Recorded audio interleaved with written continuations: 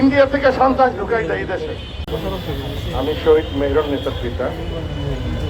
আমি বলতে চাই সেটা হচ্ছে বিশ্বের নেতাকে আমেরিকা এগুলো অ্যাকশন করে কে?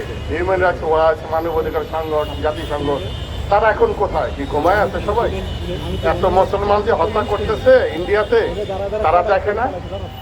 তারা কোথায়? বাংলাদেশে একটা হিন্দুর উপরে ইন্ডিয়া থেকে সন্ত্রাস ঢুকাই দেয় এই দেশে হিন্দুর নামে।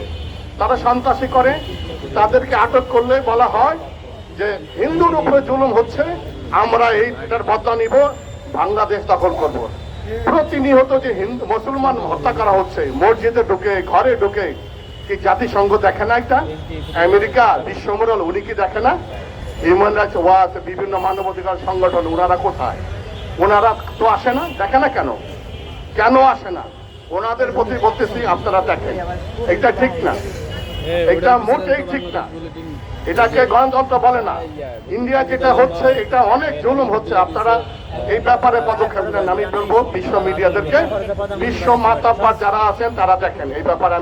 এইটাই আমি বলতে আসছি। আমি যখন দেখি মোবাইলের মধ্যে যে জুলুম হইতেছে, এটা সহ্য করার মতো না। আমাদের বাংলাদেশে হিন্দু, মুসলমান, খ্রিস্টান আমরা একে অপরের ভাইয়ের মতো থাকি। তারপরও কিছু হিন্দু মহিলা আছে, পুরুষ আছে, এরা উস্কানিমূলক কথা বলে যেন একটা ঝামেলা সৃষ্টি হয়। আমরা ঝামেলা করতে চাই না। আমি এটাই বলবো যে আমেরিকার প্রেসিডেন্ট, ওনাকে বলবো আপনি দেখেন যেন কোনোভাবে ওনার চোখে যায়, ওনার কানে কথাগুলি যায় যে এই কি ইন্ডিয়া কি জুলুম অত্যাচার শুরু করছে, এটা যেন না হয়। এটা বন্ধ করার জন্য আমি ওনাকে অনুরোধ করব। আর বাংলাদেশে যারা আছে, ইন্ডিয়া যারা আছে, বিভিন্ন সংগঠন, তারা যেন এই ব্যাপারটা দেখে। এটাই আমার কথা।